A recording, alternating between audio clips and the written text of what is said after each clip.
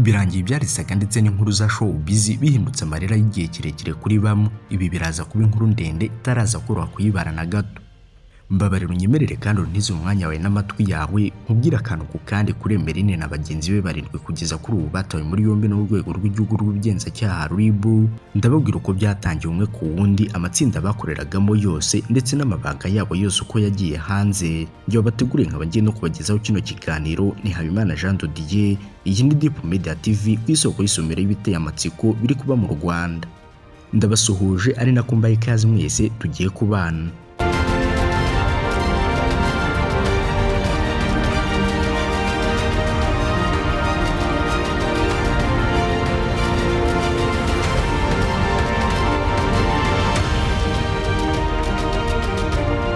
Mu gutangira ndatangira gutya, ubundi bijya gushya birashyuha, bisa nka isi yose ndetse n'u Rwanda rurimo twari duhanze amaso bisa nk'imperuka byari biri kuba i Los Angeles muri leta ya California mu gace kazwi nka Hollywood, ubwo umuriro w'amazuku wakunguraga aka gace. Mu kanya nk'aho guhumbya ibi twahise tubyibagirwa, maze video zitangira guhererekanywa ndetse no gucicikana ku mbuga nkoranyambaga. Maze abafite amacano nabo batangira kwa uploading, abafite amatelefoni na internet zabo nabo batangira gushaka aya mashusho ku mbuga nkoranyambaga. Nuko icupa ryatangiye gukora izi mbuga nkoranyambaga bigendanye n'uyu mukobwa umaze kuba ikimenya bose ku mbuga nkoranyambaga, kubera udushya ndetse n'udukoryo dutandukanye agenda akora. Udushya yakoze mureke tuduhere ku byabaye mu kwezi kwa munani mu mwaka ushize wa 2024, ubwo The Ben yakururaga ishanga ry'uyu mukobwa, maze akavideo gato kafashwe kagaca ibintu ku mbuga nkoranyambaga gahererekanywa mu buryo bwihuse. Urabizi ukuntu umunyu wihutira kuyenga ndetse no gukora mu biryo, ni nako n'aka kavideo karushijeho gusakara ku mbuga nkoranyambaga byihuse. Ibi byasebeje ndetse byangiza izina The Ben. Sinawe gusa byasebeje, dore ko hari umukobwa wundi witwa Uwase Isheja Emeline wakomeje gutaka cyane kuko abantu benshi bamwitiranyaga na Kwizera Emeline, kugeza kuri ubu maze kugira amazina menshi, ngaho Ishanga, ngaho Heniken, ndabizi neza ko n'ayandi menshi azaza. Umuhanzi mu bantu baririmba indirimbo z'isapa n'indirimbo z'Imana, sibyo? Nkunda The Ben, murabizi rwose, urumva ibyo sinirwa ngarukaho. Muri gospel nkakunda Mbonyi. Ese saga imaze iminsi kubayeho, haba hari isomo yagusigiye? Niba rihari ni irihe? Ajije isomo naba narakuyemo. Ego. Ino saga imbaho, urumva?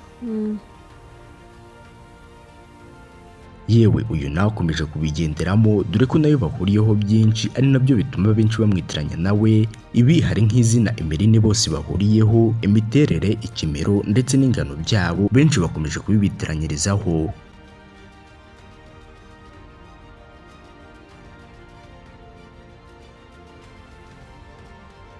Tariki 20 z'ukwa mbere 2025 nibwo twamenye ko Kwizera Emeline Ishanga ndetse na bagenzi b'umunani bari barakoranye itsinda rya WhatsApp ryitwa Rich Genge, batawe muri yombi n'urwego rw'igihugu rw'ubugenzacyaha RIB, aho barindwi muri bo bafunzwe nyuma y'uko bagize uruhare mu gufata no gusakaza amashusho abagaragaza bakora imibonano mpuzabitsina. Iryo tsinda ririmo abakobwa 6 n'abahungu 3. Abafunzwe batawe muri yombi tariki 17 Mutarama 2025. Umuvugizi w'urwego rw'igihugu rw'ubugenzacyaha RIB, Dr Murangira Bitieri, yabwiye igihe ati nibyo koko kugeza kuri ubu twafashe 9, barimo abakobwa 6 n'abahungu 3 bagaragara mu mashusho amaze iminsi asakazwa ku mbuga nkoranyambaga bakora imibonano mpuzabitsina. Bakurikiranyweho ibyaha birimo gukoresha ibiyobyabwenge, gusakaza amashusho y'urukozasoni mu ruhame no gukora ibiterasoni mu ruhame. Abari gukurikiranwa uko ari 9 bahuriye mu itsinda bise Rich Genge, ari naryo bifashishaga mu gukwirakwiza aya mashusho y'urukozasoni, barimo Ishimwe Patrick, Uwineza Neruisani, Gyozo Pascaline, Kwizera Emeline, Uwase Saleha, Uwase Belize, Shakira Uwase, Luciana David na Banza Julien, bose bafite hagati y'imyaka 20 na 28. Barindwi muri bo bakurikiranyweho bafunze, mu gihe abandi 2 bakurikiranywe badafunze. Bafungiye kuri sitasiyo za RIB zirimo Kicukiro, Gikondo, Remera, Kacyiru, Kimironko, mu gihe dosiye zabo zikiri gutunganywa ngo zishyikirizwe ubushinjacyaha.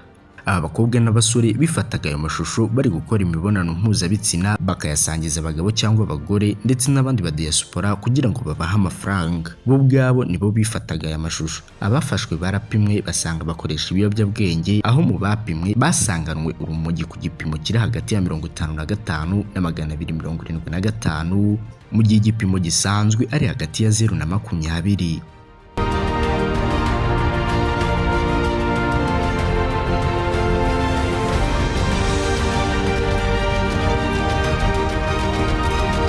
RIB ivuga ko urubyiruko rukwiriye kumenya ko imbuga nkoranyambaga zitaberaho gusakaza amashusho y'urukozasoni cyangwa se gukorerwaho ibyaha. Dr Murangira Bitseri ati muri iyi minsi hari abantu biharaje gushinga imbuga za WhatsApp ugasanga barakwirakwiza amashusho y'urukozasoni. RIB irabasaba kubihagarika kuko itegeko ribahana rihari. Abasakaza amashusho y'ubwambure bwabo ku mbuga nkoranyambaga nabo barahagurukiwe kandi ikibazo cyatangiye gushakirwa umuti. Amakuru dukesha Igihe nuko hari andi matsinda akorerwamo ibyaha nk'ibi harimo nk'iryitwa Kigali VIP Hops, VIP Online Sex House Party Show aho bibera 24 hours, Groupe Sugar Mami z'abakire, VIP Online Chat Rwanda, Black Market Group, Honest VIP Online Sex Chat n'andi menshi agiye atandukanye.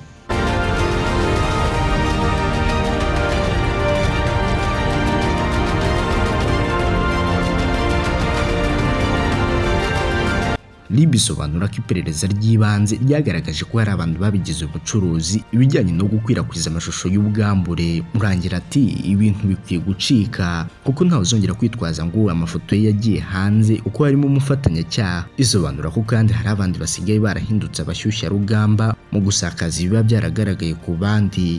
Abo nabo ngo usanga babwira abantu ngo niba ushaka agafoto cyangwa video ya kanaka y'ubwambure bwe nyandikira DM, ndetse ngo hari n'abatanga nimero zabo za telefoni.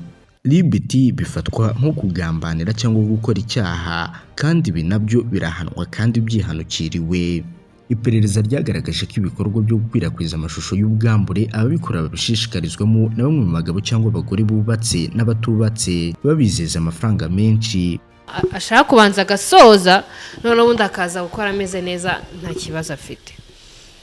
Ubu ngubu nanone nagarutse ndi njyenyine, noneho reka mbabwire ibyifuzo byanyu byose ngo none ngiye kubisubiza.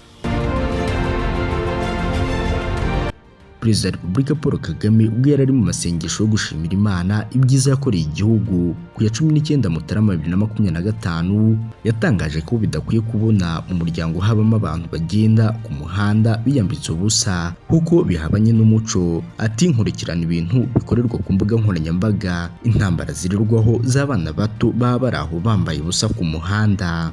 Yahise agira ati uhambara ubusa se ararata icyo abandi badafite, twese tudafite. Nta dini ribaho ryo kwambara ubusa. Yongeraho ati nta muryango ubaho wo kwambara ubusa, ariko buriya kwambara ubusa ntabwo ari bwa busa, burya bambaye ubusa no mu mutwe. N'ubusa buri mu mutwe nicyo kibazo, niho bishingira. Umukuru w'igihugu yongeraho ati mbwira rero ukuntu hakwemerera umuryango nyarwanda kubaho gutyo. Nubwo twicaye nk'abayobozi inshingano tuzaba twuzuza n'izihe, tuzibaze nizambika se ubusa abanyarwanda. Icyo ni ikibazo Perezida wa Repubulika Paul Kagame yabajije abari bitabiriye umuhango wo gushimira Imana ibyiza yakoreye igihugu. Kubaho gutyo ukibwira ko nubwo twicaye hano twebwe nk'abayobozi mu nzego zitandukanye inshingano tuzaba twuzuza ni izihe, tuzibaze ni izihe. Tugarutse gato abaregwa bakurikiranyweho icyaha cyo gukora ibiterasoni mu ruhame, aho ujyamijwe n'urukiko ahanishwa igifungo kitari munsi y'amezi 6 ariko kitarenze imyaka 2.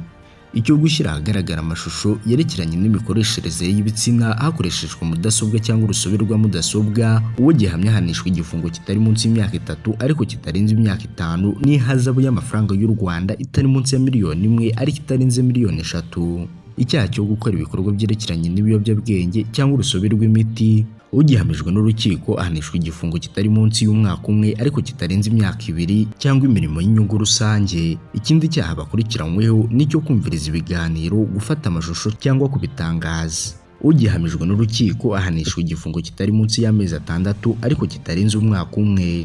Icyaha cya nyuma bakurikiranyweho ni icyo gutangaza amakuru y'urukozasoni hakoreshejwe uburyo bw'ikoranabuhanga. Ugihamijwe ahanishwa igifungo kitari munsi y'amezi 6 ariko kitarenze imyaka 2.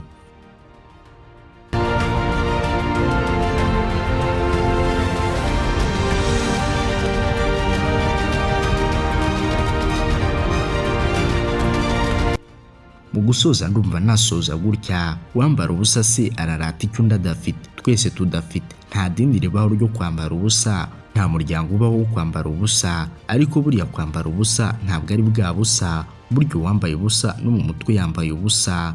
Ni ubusa buri no mu mutwe, nicyo kibazo, niho bishingira. Ari nako nsoreza rwose kuri iryo jambo rya nyakubahwa Perezida wa Repubulika Paul Kagame, uwumva yumve ndetse n'uwumvira yumvire. Iyo bateguriye nkanabagezaho kino cyegeranyo ni Habimana Jean de Dieu.